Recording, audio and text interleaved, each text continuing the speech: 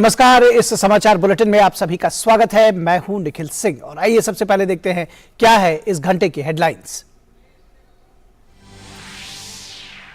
राष्ट्रपति श्रीमती द्रौपदी मुर्मू आज नई दिल्ली में डिजिटल इंडिया पुरस्कार 2022 प्रदान करेंगी। सरकारी संस्थाओं द्वारा सभी स्तरों पर नवाचार, डिजिटल पहलों को प्रोत्साहन और सम्मान देना है डिजिटल इंडिया पुरस्कार का मकसद। उपराष्ट्रपति जगदीप धनखड़ आज नई दिल्ली में एनसीसी गणतंत्र दिवस शिविर का औपचारिक रूप से करेंगे उद्घाटन। गणतंत्र दिवस शिविर में इस साल देश भर में एनसीसी के 2155 कैडेट्स हो रहे हैं शामिल। केंद्रीय गृह एवं सहकारिता मंत्री अमित शाह झारखंड और छत्तीसगढ़ के दौरे पर। अमित शाह चाईबासा और कोरबा में भाजपा कोर ग्रुप की बैठकों में भाग लेने के साथ ही जनसभाओं को भी करेंगे संबोधित।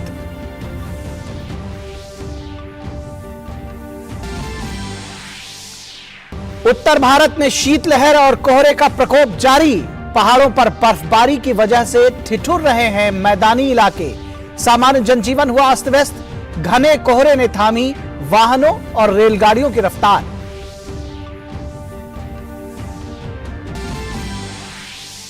अंतर्राष्ट्रीय खबरों में रूस द्वारा अस्थायी एक तरफा युद्ध विराम की घोषणा के बावजूद रूस और यूक्रेनी सेना के बीच गोलाबारी जारी। वहीं यूरोपीय संघ के विदेश नीति प्रमुख जोसेफ बोरेल ने रूस द्वारा किए गए युद्ध विराम को बताया पाखंड। और खेल की खबरों में भारत और श्रीलंका के बीच तीसरा T20 अंतर्राष्ट्रीय मैच आज शाम राजकोट में खेला जाएगा। 3 मैचों की सीरीज में दोनों ही टीमें 1-1 से बराबरी पर।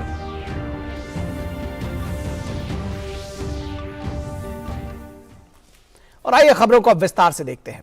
राष्ट्रपति द्रौपदी मुर्मू आज नई दिल्ली में विजेताओं को डिजिटल इंडिया पुरस्कार 2022 प्रदान करेंगी।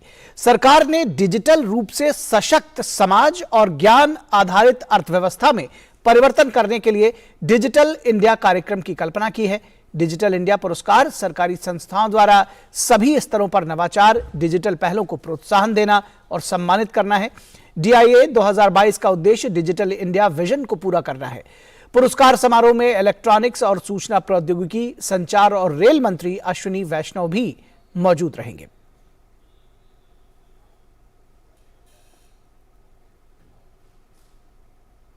और उपराष्ट्रपति जगदीप धनखड़ आज दिल्ली कैंट में एनसीसी गणतंत्र दिवस शिविर का औपचारिक उद्घाटन करेंगे। इस शिविर में सभी 28 राज्यों और 8 केंद्र शासित प्रदेशों से 710 लड़कियों सहित कुल 2155 कैडेट्स को शामिल किया गया है, जो लगभग 1 महीने चलने वाले इस शिविर में भाग ले रहे हैं। इस शिविर का समापन 28 जनवरी को प्रधानमंत्री की रैली के साथ होगा। इस शिविर में भाग ले रहे कैडेट्स में जम्मू कश्मीर के 114 और पूर्वोत्तर क्षेत्र के 120 कैडेट भी शामिल हैं।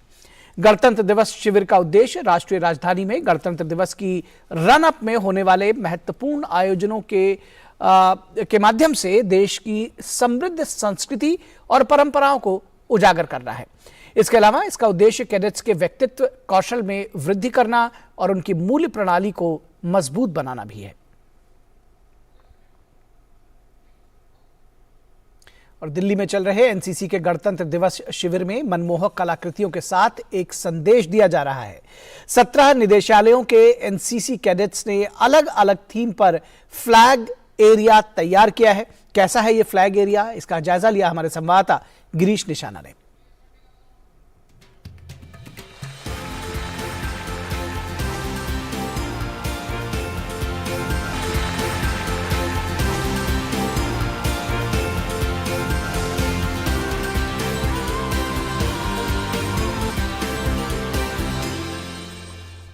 एनसीसी के गणतंत्र दिवस शिविर के अंदर 17 निदेशालयों के कैडेटों ने फ्लैग एरिया तैयार किया है। अलग अलग थीम पर इन्होंने तैयार किया है। इस समय हम दिल्ली पर मौजूद हैं, जहां पर दिखाया है बेटी बचाओ बेटी पढ़ाओ, नारी का सम्मान बढ़ाओ। क्या दिखाने का प्रयास किया है आपने अपने फ्लैग एरिया में?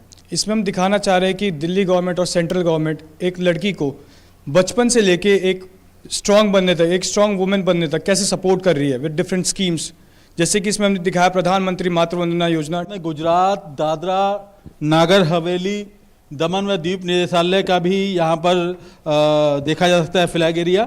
आप बताइए, आपने क्या दिखाने का प्रयास किया है अपने फ्लैग एरिया में? The topic given to us, that is Gujarat, a world class state in making. ये दिखाना चाह रहा है कि गुजरात का इंफ्रास्ट्रक्चर और बिजनेस मॉडल, उसके साथ साथ उसके हेल्थ केयर इंफ्रास्ट्रक्चर कितने प्रोग्रेसिव हैं, जिसमें हमने दिखाया है कि जो बुलेट ट्रेन प्रोग्राम है जो अहमदाबाद से स्टार्ट होता है, दीसा एयरबेस जो कच्छ में इनिशिएट हो रखा है, रन ऑफ कच्छ उत्सव, उसके साथ साथ vibrant Gujarat initiatives and schemes, ports जो गुजरात में बहुत सारे हैं। साथ में ही जम्मू कश्मीर और लद्दाख निदेशालय का फ्लैग एरिया भी है, वहाँ बात करते हैं। आप बताइए, आपने क्या दिखाने का प्रयास किया है अपने फ्लैग एरिया में? Sir, like you are saying in our flag area, we allotted the theme of towards peace, progress and prosperity. और इसमें हमने दिखाया है कि जैसे हमने पीस को कंसीडर किया है एज ए लाल चौक जैसे हमने दिखाया है in tricolour. This tricolour is depicting that after the abrogation of article 370 now Lal Chowk is in a tricolor and that is symbolizing the peace. And we have also shown about infrastructure, the Chenab Bridge which is the highest in the world. So ये infrastructure develop हो रहा है Jammu and Kashmir में, जिससे कि आने वाले समय में टूरिज़्म और हमारे जम्मू कश्मीर में ट्रांसपोर्टेशन की अच्छी फैसिलिटीज़ होंगी। इसी तरह से हमने मेडिकल और हाइड्रो इलेक्ट्रिसिटी को भी मेंशन किया और उसके साथ साथ स्पोर्ट्स को भी मेंशन किया है। और हमारे जम्मू कश्मीर में एजुकेशन फील्ड में बहुत ही ज़्यादा ग्रोथ हो रही है, जिसमें कि 50 न्यू कॉलेजेस आने वाले समय में आएंगे और इससे यंगस्टर्स को पढ़ने का और आगे बढ़ने का और ज़्यादा मौका मिलेगा। इस तरह से ये सारे एस्पेक्ट्स से पता लग रहा है कि जम्मू कश्मीर और लद्दाख पीस, प्रोग्रेस और प्रॉस्पेरिटी की तरफ ग्रो कर रहा है। तो जिस तरह से जम्मू कश्मीर, लेह लद्दाख और बाकी निदेशालयों ने बनाए हैं, इसी तरह 17 निदेशालयों के कैडेटों ने ये फ्लैग एरिया दिन रात लगकर मेहनत कर तैयार किया है, जिसे अब वीआईपी निरीक्षण करेंगे। कैमरामैन अजीत कुमार के साथ गिरीश निशाना, डीडी न्यूज, दिल्ली। केंद्रीय गृह एवं सहकारिता मंत्री अमित शाह झारखंड और छत्तीसगढ़ के दौरे पर हैं। कल शाम रांची के बिरसा मुंडा एयरपोर्ट पहुंचने पर कार्यकर्ताओं ने अमित शाह का गर्मजोशी से स्वागत किया।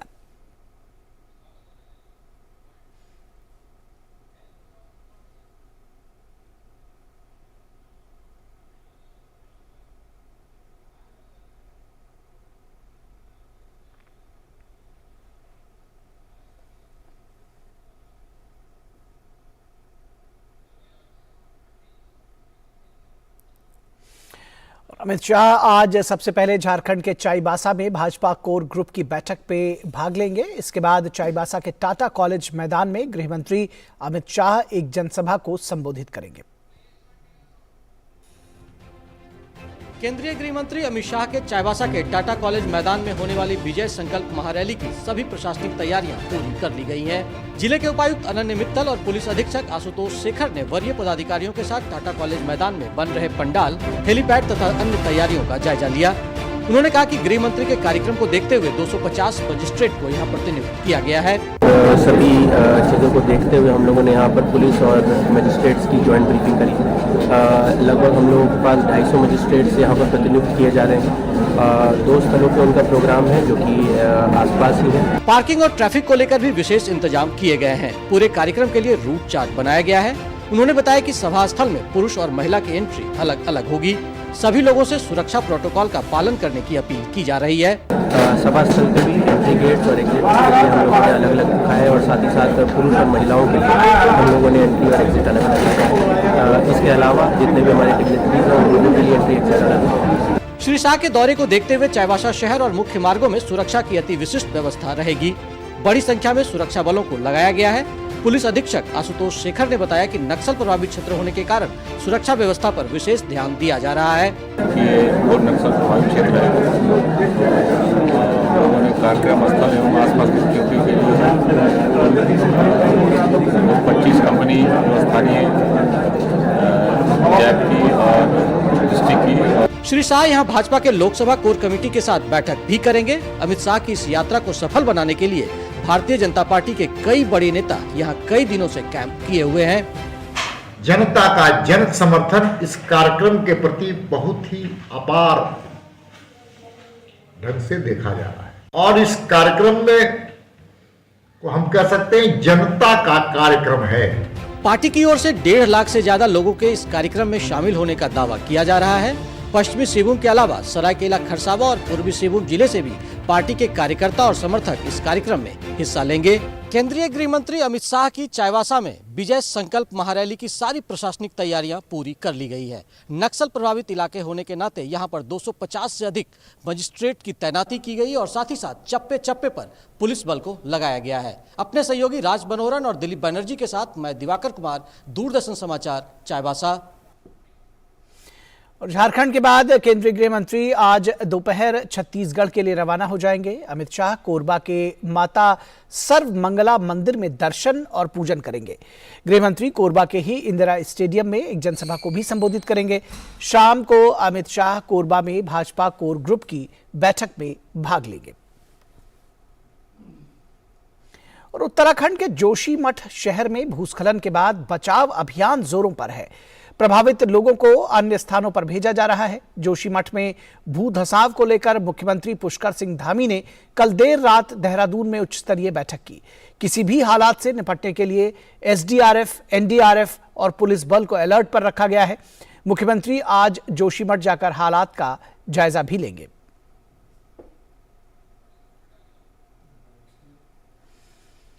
और उत्तर भारत में शीतलहर और कोहरे का प्रकोप जारी है। पहाड़ों पर बर्फबारी की वजह से मैदानी इलाकों में ठंड काफी बढ़ गई है।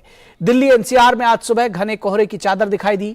मौसम विभाग के अनुसार उत्तर प्रदेश, पंजाब, हरियाणा समेत उत्तर भारत में आने वाले दिनों में ठंड से राहत नहीं मिलने वाली है। मौसम विभाग ने बताया है कि उत्तर पश्चिम भारत में घने कोहरे की स्थिति अगले 3 से 4 दिनों तक बनी रहेगी। दिल्ली एयरपोर्ट ने यात्रियों के लिए कोहरे का अलर्ट जारी किया है। हालांकि अभी तक एयरपोर्ट पर उड़ानों की आवाजाही सामान्य है। कोहरे के कारण रेलवे के परिचालन पर भी प्रभाव पड़ा है। कई रेलगाड़ियां देरी से चल रही हैं।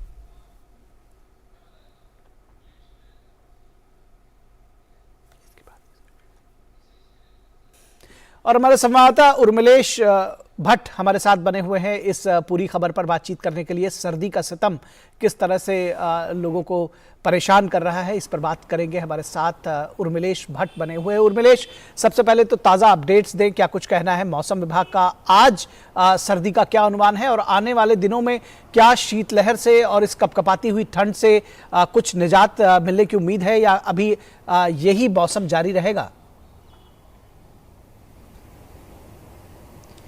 जी निखिल, बिल्कुल। अभी जो ताज़ा अपडेट जो है मौसम विभाग की तरफ से आया है, तो मौसम विभाग ने इस समय दिल्ली के लोधी गार्डन का जो टेम्परेचर बताया हो 2 डिग्री बताया है।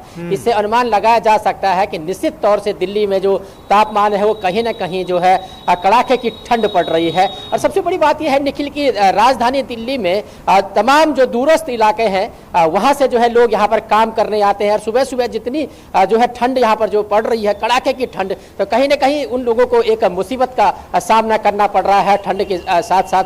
तो ये जो तमाम जो कहा जा सकता है कि इस ठंड से जहां एक तरफ सड़क और रेल यातायात में जो है कहीं ना कहीं उसकी रफ्तार रुकी है, वहीं दूसरी तरफ जो है लोगों को जो है ठंड से जो है काफी दिक्कतें हो रही है। अगर बात की जाए पूरे उत्तर भारत की, तो जैसे आपने भी निखिल बताया है कि पूरे उत्तर भारत में जो है अगले 2 से 3 जो है दिनों में घने कोहरे की बात कई जगहों पर जो है मौसम विभाग ने की है। साथ ही कहा है कि जो 3 से 4 दिन अगले आएंगे उसमें जो तमाम जो पहाड़ी राज्य हैं उन पहाड़ी राज्यों में जो बर्फबारी होगी और उस बर्फबारी के कारण मैदानी इलाकों में जो है एक बार फिर से ठिठुरन शुरू हो जाएगी। हालांकि अगर इस समय बात की जाए तो इस समय 9 बजे है निखिल, और अभी देख सकते हैं कि धूप जो है उस तरीके से नहीं खिली है। सूर्य देवता जो है बहुत धीरे धीरे जो है आ रहे हैं। तो अब ऐसे में देखना होगा कि आने वाले दिन में और जो दिल्ली और तमाम जो एनसीआर के साथ साथ पूरे उत्तर भारत के लिए कहीं ना कहीं जो है ठंड के जो एक दिक्कतें हैं, ठंड का जो सामना उनको और करना पड़ सकता है। वहीं दूसरी तरफ बात की जाए तो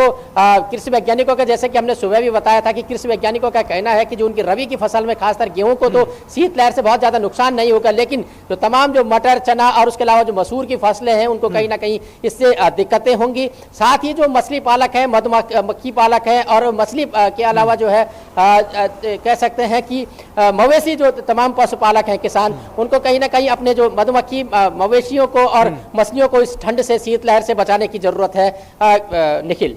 जी, निश्चित तौर पर मवेशियों को भी बचाने की ज़रूरत है। ये भी समझना चाहेंगे आपसे, जो शीतलहर का प्रकोप है ये कितने दिनों तक चलेगा और क्या मौसम विभाग ने उत्तर भारत के किन्हीं इलाकों में कहीं बारिश का भी अनुमान जताया है आने वाले दिनों में? जी निखिल, बिल्कुल जो अभी 8:30 बजे जो पूर्वानुमान मौसम विभाग की तरफ से आया है उसमें कहा गया है कि कई जगहों पर जो आने वाले दिनों में घना से घना कोहरा देखा जाएगा, जिसमें कि पंजाब हरियाणा के अलावा जो है कई जगहों पर मौसम विभाग ने पूर्वानुमान जताया है, जिससे कहीं ना कहीं सड़क और रेल यातायात में इसका प्रभाव पड़ेगा। साथ ही ये कहा है कि आने वाले 2 से 3 दिनों में जो पहाड़ी जो प्रदेश है, उत्तराखंड, हिमाचल, जम्मू कश्मीर के अलावा नॉर्थ ईस्ट के कई जो पहाड़ी राज्य हैं उनमें बर्फबारी होने की संभावना है। तो लिहाजा ये कहा जा सकता है कि आने वाले जो 3 से 4 दिन है कहीं ना कहीं दिल्ली एनसीआर सहित तमाम मैदानी इलाकों में एक बार ठिठुरन जो है तमाम लोगों को परेशान करेगी। जी, ठिठुरन परेशान करेगी। फिलहाल बारिश का कोई पूर्वानुमान नहीं है। बहुत शुक्रिया इस तमाम बातचीत और जानकारी के लिए उर्मिलेश भट्ट। तो उर्मिलेश ने बताया कि सर्दी में जो मवेशी हैं उनको, जो पशुपालक हैं उनको विशेष सावधानी बरतने की ज़रूरत है और इसी तरह की सावधानी जो हमारे जूलॉजिकल पार्क्स हैं, जो चिड़ियाघर हैं, वहाँ भी बरती जा रही है। सर्दी में जानवरों को ठंड से बचाने के लिए विशेष व्यवस्था की जा रही है। असम के गुवाहाटी में चिड़ियाघर प्राधिकरण ने जानवरों को गर्म रखने के लिए हीटर और अन्य निवारक उपाय किए हैं। चिड़ियाघर कर्मचारियों के अनुसार बाघ और शेर के लिए हीटर, भालू के लिए धान का खैर और पक्षियों के लिए 200 वॉट के बल्ब लगाए गए हैं। इससे सर्दी के बढ़ते कहर से जानवरों को राहत मिल सकेगी।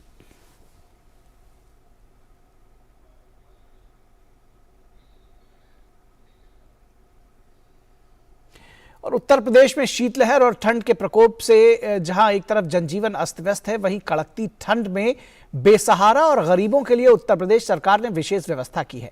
सरकार ने बेसहारा और गरीबों को ठंड से राहत देने के लिए रैन बसेरों का इंतजाम किया है।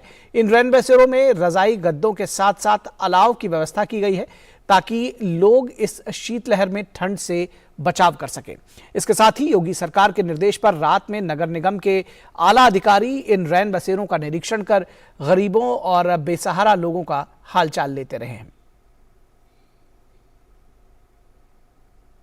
और देश में साइबर सुरक्षा कौशल की खाई को पाटने के लिए राष्ट्रीय इलेक्ट्रॉनिक्स और सूचना प्रौद्योगिकी संस्थान नाइलिट ने माइक्रोसॉफ्ट के साथ एक समझौता किया है। जम्मू कश्मीर, लद्दाख और पूर्वोत्तर क्षेत्र पर केंद्रित इस परियोजना का मकसद साइबर शिक्षा और रेडी फॉर साइबर सुरक्षा कार्यक्रमों के जरिए इस क्षेत्र विशेष में कौशल विकास करना है।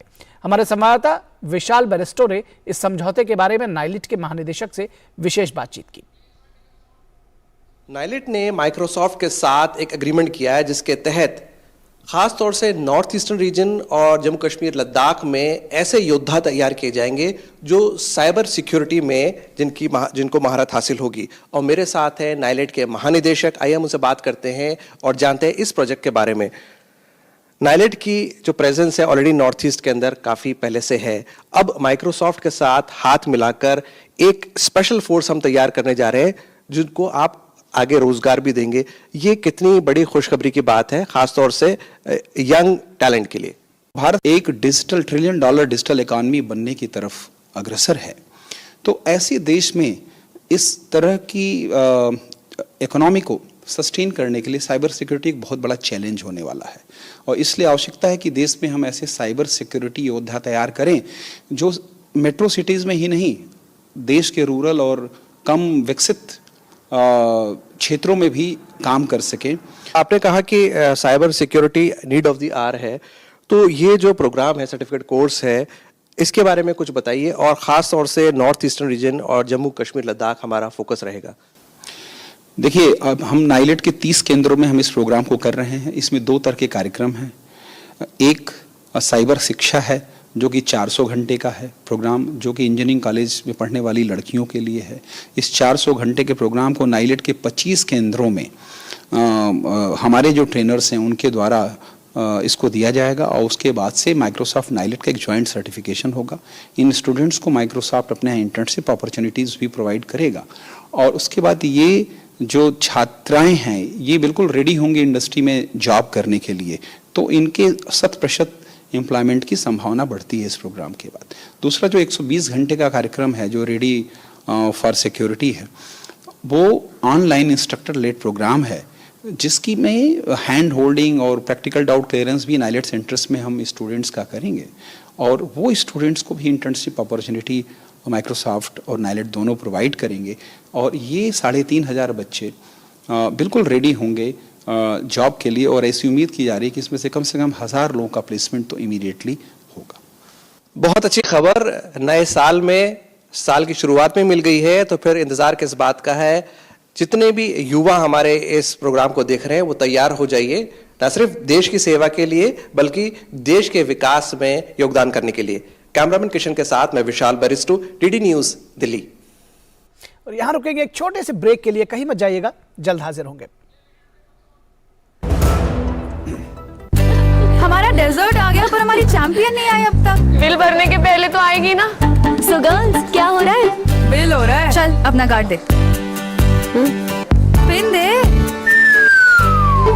RBI कहता है अपना पिन, OTP, CVV या इंटरनेट बैंकिंग पासवर्ड किसी को ना दे। ऑनलाइन बैंकिंग सिर्फ अपने ही कंप्यूटर, मोबाइल और सिक्योर नेटवर्क से करें। हाँ, ये खाने की चैंपियनशिप थी क्या? RBI कहता है जानकार बनिए, सतर्क रहिए। स्वागत है आपका ब्रेक के बाद। उत्तर प्रदेश के आकांक्षी जिले सोनभद्र में राष्ट्रीय ग्रामीण आजीविका मिशन महिलाओं को आत्मनिर्भर बनाने में बेहद महत्वपूर्ण भूमिका निभा रहा है।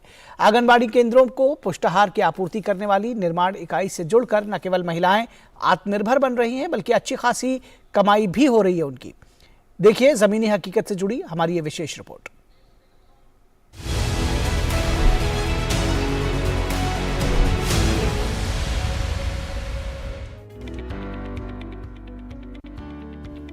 आकांक्षी जनपद सोनभद्र में राष्ट्रीय ग्रामीण आजीविका मिशन से जुड़ी महिलाएं अब न सिर्फ स्वरोजगार से आत्मनिर्भर हो रही हैं, बल्कि शिशुओं, धात्री महिलाओं, किशोरियों के लिए समूह के माध्यम से अपना प्लांट स्थापित कर पुष्टाहार बनाकर पूरे आंगनबाड़ी केंद्रों को आपूर्ति भी कर रही हैं।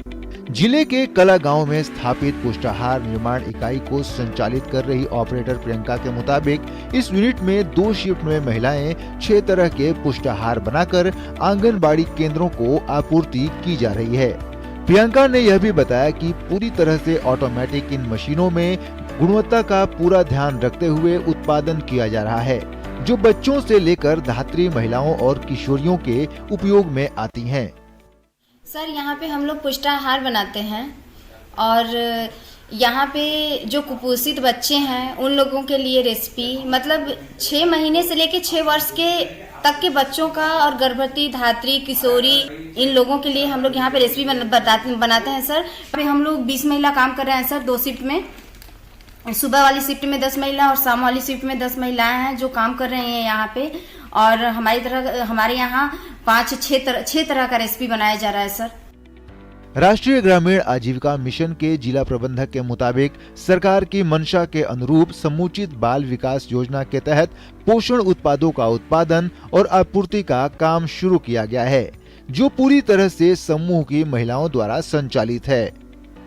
सरकार की महत्वपूर्ण योजना है जिसके माध्यम से ये THR प्लांट, इसका नाम है टेक होम राशन, माने हर घर तक रेडी टू फूड जो है हमारी जो है वो आंगनबाड़ी केंद्रों तक पहुंच सके, इसके लिए प्लांट चालू किया गया है। यहाँ पर ये जो प्लांट है कुछ जनपद में 7 प्लांट स्थापित हो रहे हैं इस समय, वर्तमान समय में, और जिसमें करीब 210 महिलाएं ऐसी जो प्रत्यक्ष रूप से प्लांट में काम कर रही हैं। महिलाएं जाकर के वहां पर जिनको प्रतिमाह 8,000 रुपये के आसपास उनको मानदेय दिया जाता है, ये प्लांट में काम कर रही है। इसके साथ साथ 2100 समूह इसमें स्टेक होल्डर हैं जिन्होंने अपना पैसा दिया हुआ है। राष्ट्रीय ग्रामीण आजीविका मिशन के द्वारा जिले में 7 यूनिट स्थापित की जा रही है, जिससे पूरे जिले को पुष्टाहार की आपूर्ति की जाएगी, जिसमें प्रत्यक्ष रूप से 200 से ज्यादा महिलाएं काम पर लगी हैं, जिन्हें प्रति माह मानदेय भी दिया जा रहा है। साथ ही पूरी यूनिट को स्थापित करने के लिए 2100 समूहों ने अपना पैसा इसमें लगाया है, जो एक स्टेट होल्डर के रूप में काम कर रही हैं। सरकार की इस पहले से आकांक्षी जिले सोनभद्र में महिलाएं न सिर्फ पूरी तरह आत्मनिर्भर बन रही हैं, बल्कि अच्छी खासी आमदनी भी प्राप्त कर रही हैं। Bureau report, DD news.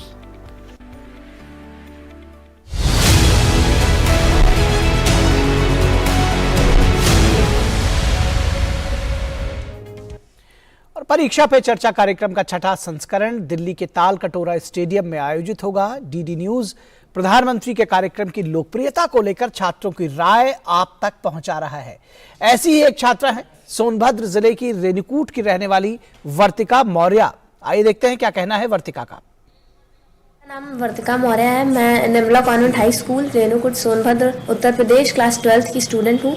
मैं 2019 में जब क्लास 9th में थी तब परीक्षा पे चर्चा दिल्ली में पार्टिसिपेट की थी।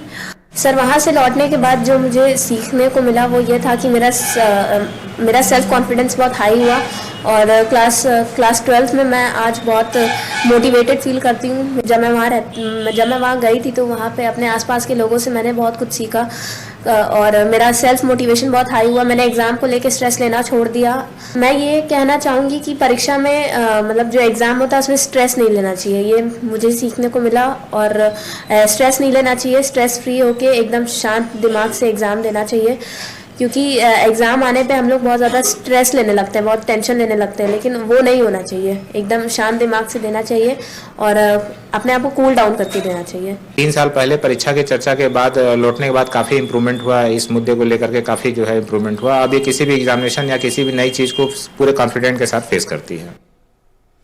और प्रधानमंत्री के परीक्षा पे चर्चा कार्यक्रम के लिए छात्रों, शिक्षकों और अभिभावकों में जबरदस्त उत्साह देखा जा रहा है। परीक्षा पे चर्चा 2023 में जो भी विद्यार्थी इच्छुक हो वो अपने सवाल पूछ सकते हैं।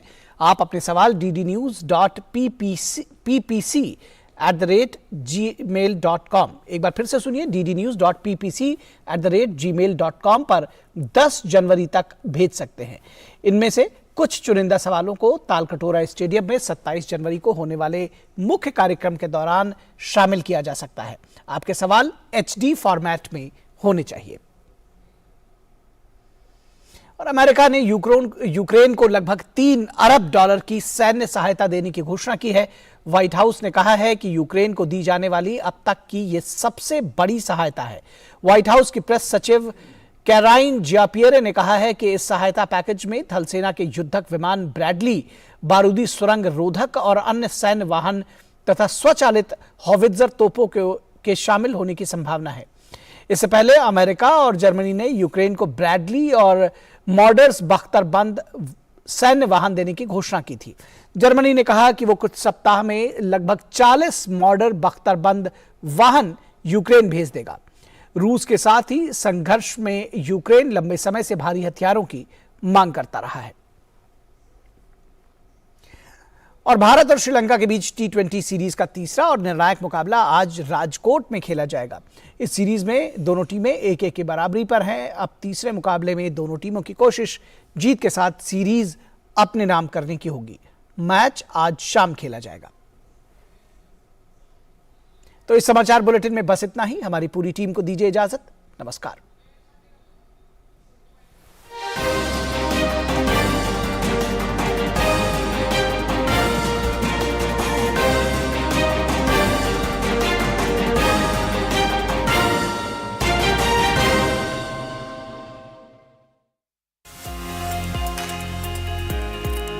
क्या आप